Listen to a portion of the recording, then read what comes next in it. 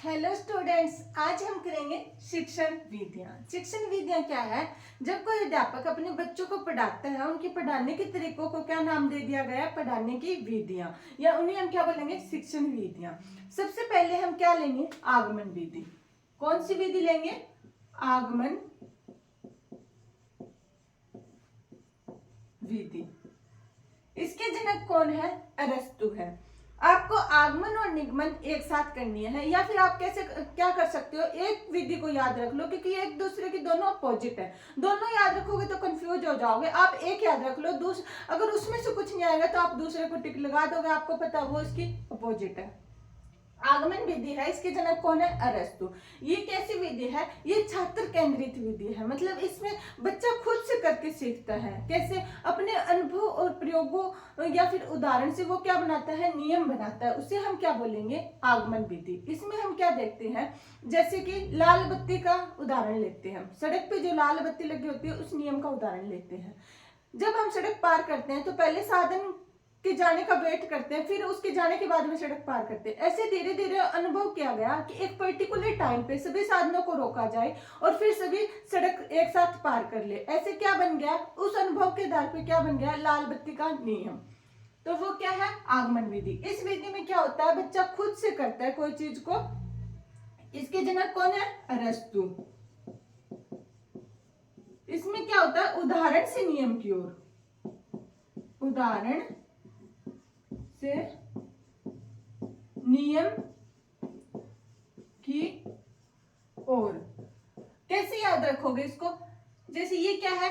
ऊ से उदाहरण। सिर्फ याद करने की ट्रिक है।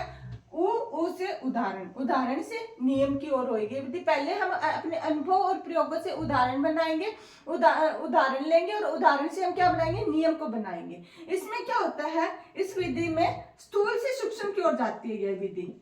स्थूल से सूक्ष्म की ओर जाती है, ज्ञात से ज्ञात की तरफ जाती है, ज्ञात से अज्ञात की तरफ जाएगी, और मूर्त से अमूर्त की ओर, मूर्त से अमूर्त की ओर। मूर्त मतलब पहले वो किसी ठोस चीज का अनुभव करता है, उससे वो क्या करेगा? अपने विचारों का प्रयोग करेगा। यह कैसी विधि है? छात्र केंद्रित विधि है। कैसी है? छात्र केंद्रित। मतलब इसमें बच्चा खुद से करके सीखता है, अपने आप से। लर्निंग बाय डूइंग, मतलब कोई भी चीज अपने अनुभव से सीखता है। वो कौन सी विधि होगी? आगमन। और इसके जनक कौन है? अरस्तु। याद हो गया? अब हम देखते हैं निगमन विधि।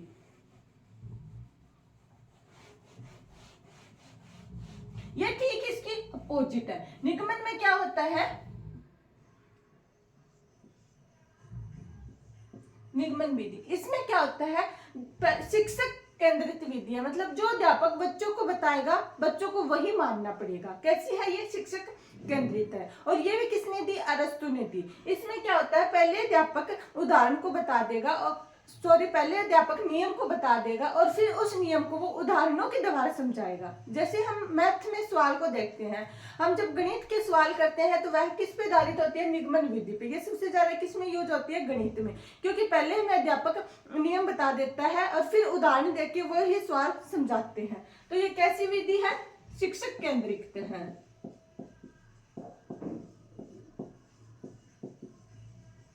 शिक्षक केंद्रित है। इसमें क्या होता है? नियम से उदाहरण की ओर।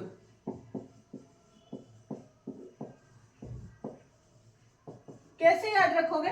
नी से निगमन, नी से नियम। याद करने की ट्रिक है ये, ठीक उसके अपोजिट है आगमन विधि की। नी से निगमन, नी से नियम। इसमें क्या होगा? उसका उल्टा हो जाएगा। इसमें सूक्ष्म से स्थूल की ओर जाएगा, सूक्ष्म से स्थूल की ओर, और अमूर्त से मूर्त की ओर।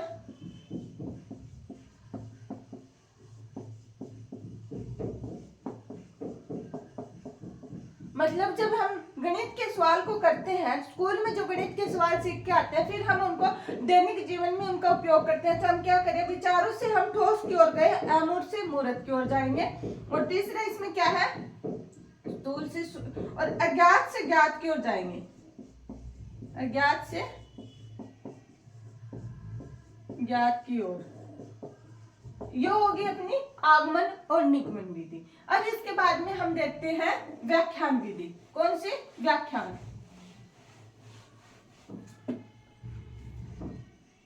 तीसरी है अपनी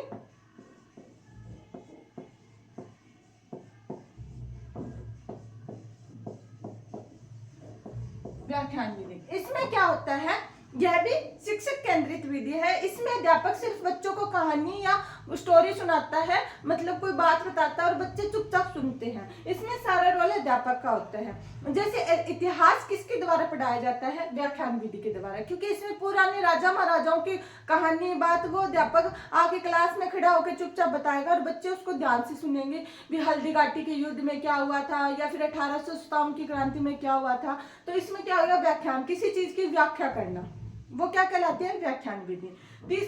चौथी है अपनी डायरेक्ट विधि, प्रत्यक्ष विधि। प्रत्यक्ष विधि, डायरेक्ट मेथड।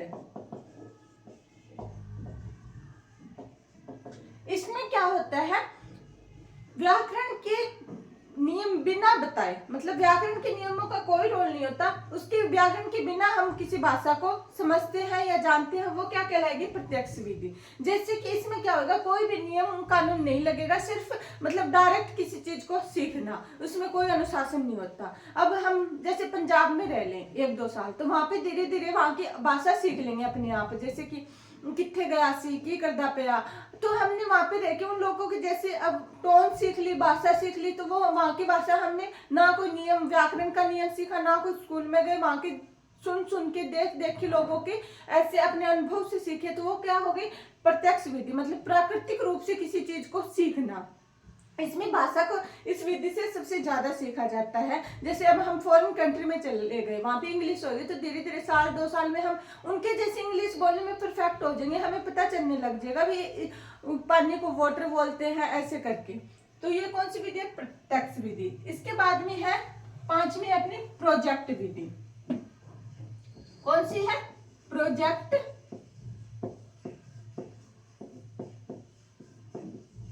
विधि। ये किसके द्वारा दी गई, किलपैट्रिक द्वारा। याद रखना, ये पूछ लिया जाता है, किलपैट्रिक द्वारा।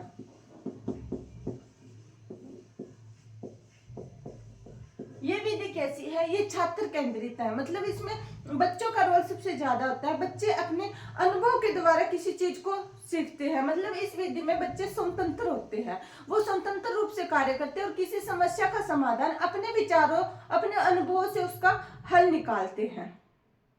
आपने देखा होगा स्कूल में हमें मॉडल या प्रोजेक्ट बनाने को दिया जाता है। जैसे आप एग्जांपल के रूप में ले लेते हैं, जब साइंस के बच्चे या फिर कोई भी लगा लो, XYZ कोई भी सब्जेक्ट के बच्चे, उनको प्रोजेक्ट या मॉडल बनाने को दिया जाता है, तो वो क्या करते हैं, को पानी से लट्टू कैसे जलाए, ऐसे करके वो खुद से चीजों को सीखते हैं, करते हैं, अपने अनुभव उनको लाइफ टाइम तक याद रहते हैं। मतलब ये सबसे अच्छी विधि है। इसमें बच्चा क्या करता है, खुद के अनुभवों से सीखता है। ये कैसी होगी, छात्र केंद्रित होगी, छात्र केंद्रित विधि है, और बच्चा अपने अनुभवों से सीखेगा।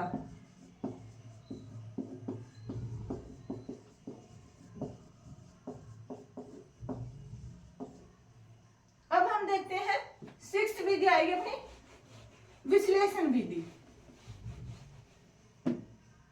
छठी कौन सी है, विश्लेषण।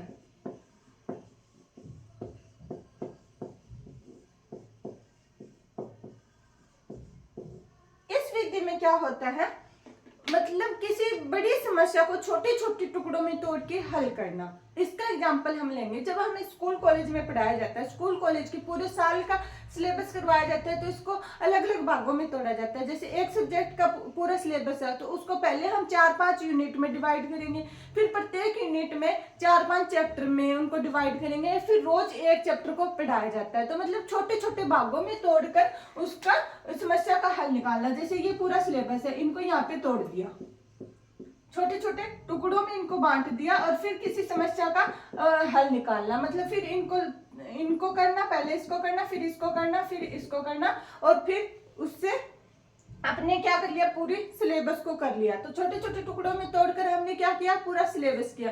तो वो क्या कहलाएगी, विश्लेषण विधि। इसके विपरीत है, और ये किसने दी विश्लेषण विधि, याद रखना, हेनरी आर्मस्ट्रांग ने। किसने, आर्मस्ट्रांग ने। इसमें हम किसी चीज को या समस्या को छोटे छोटे टुकड़ों में तोड़ते हैं, किसमें, छोटे छोटे टुकड़ों में तोड़ते हैं और फिर उस समस्या का हल निकालते हैं। इसके बाद में है संश्लेषण विधि। 7th है अपनी संश्लेषण विधि।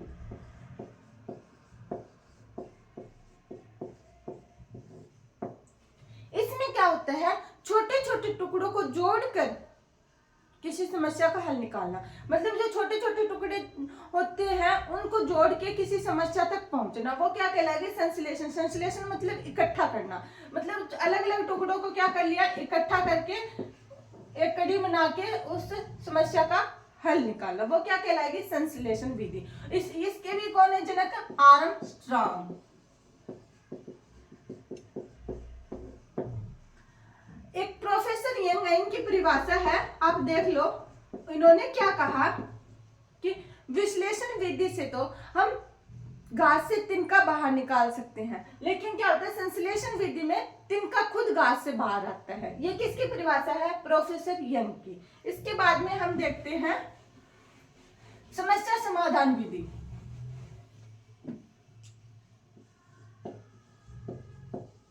समस्या